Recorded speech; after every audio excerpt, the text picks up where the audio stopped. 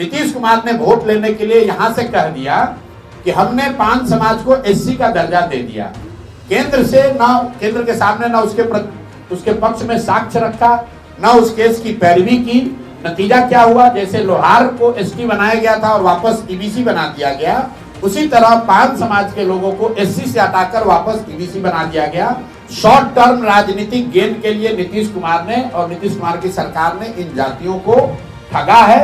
2025 का विधानसभा चुनाव निकट है और उससे पहले पीके ने नीतीश कुमार की आरक्षण नीति पर किया हमला। जिस तरीके से चुनावी माहौल है और चुनावी माहौल में सरगर्मी बड़ी तेजी से बढ़ते हुए नजर आ रहा है, पर जनसुराज के सूत्रधार प्रशांत किशोर नीतीश कुमार के अपनी राजनीति के लिए जिस तरीके से चुनावी लाभ के लिए समाज के जातियों का वर्गीकरण कर रहा है, उसको लेकर क्या कुछ कह रहे हैं, पहले उनकी बातों को सुनिए। 3 जात के लिए आप क्या कहना? देखिए, हम लोग जातियों की राजनीति नहीं करते हैं। जनसुराज ने अपने संविधान में इस परिकल्पना में कहा है कि जिस जाति की भी जितनी संख्या है उस जाति से उसी प्रोपोर्शन में योग्य लोगों को निकालकर उनको भागीदारी दी जाएगी। इसमें सभी समाज शामिल हैं। आपने जो पान समाज की बात कही उसको लेकर मैं जरूर टिप्पणी करना चाहता हूं। बिहार में नीतीश कुमार की राजनीति का एक हिस्सा रहा है जातियों का वर्गीकरण चेंज करना।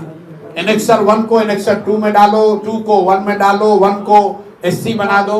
उसी के तहत एनेक्सर 1 में आने वाली कुछ जातियों को, जिसको पान समाज के नाम से एससी का दर्जा दिया गया।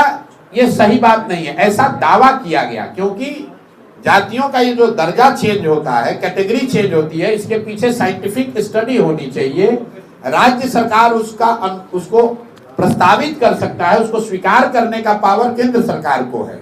जैसा आपने देखा होगा बिहार में लोहारों के साथ भी ऐसा ही किया गया है।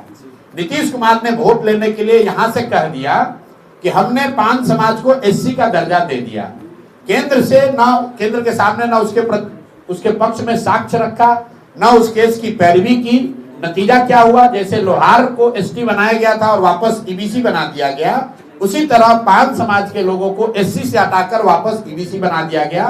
तो एक विशुद्ध तौर पर शॉर्ट टर्म राजनीतिक गेन के लिए नीतीश कुमार ने और नीतीश कुमार की सरकार ने इन जातियों को ठगा है और इसीलिए ये जातियां आंदोलित है और हम लोग इसके विरोध में हैं। जातियों का जो वर्गीकरण जो चेंज होता है, जो ओरिजिनल एनेक्सर 1 था, जो कर्पूरी जी का था, और जो आज एनेक्सर 1 है, उसमें करीब 23 नई जातियां जोड़ दी गई हैं।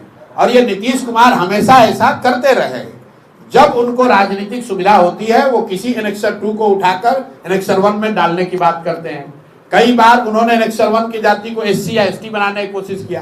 तो जब आप एनेक्सर बदलते हैं, एनेक्सर 2 को एनेक्सर 1 में डालते हैं, वो तो राज्य सरकार का मामला है, इसलिए वो कर पा रहे हैं। लेकिन अगर आप एससी को, ईबीसी को या ओबीसी को एससी या एसटी के दर्जे में डालोगे तो केंद्र से उसका अनुमोदन निश्चित जरूरी है, वो नहीं करा पाए। इसीलिए लोहार के केस में जिसको एसटी बनाया गया था फिर से ईबीसी बना दिया गया, कई बच्चों का नौकरी चला गया, लोग परेशान हुए। उसी तरह से पान समाज को भी इन्होंने कहा कि हमने एससी बना दिया, लोग पंचायती राज का चुनाव एससी रिजर्व सीटों पर लड़े और वो सब चीज बर्बाद हो गया, क्योंकि केंद्र सरकार के समक्ष इन्होंने जरूरी दस्तावेज नहीं रखे, उन जातियों के साथ धोखा हुआ है।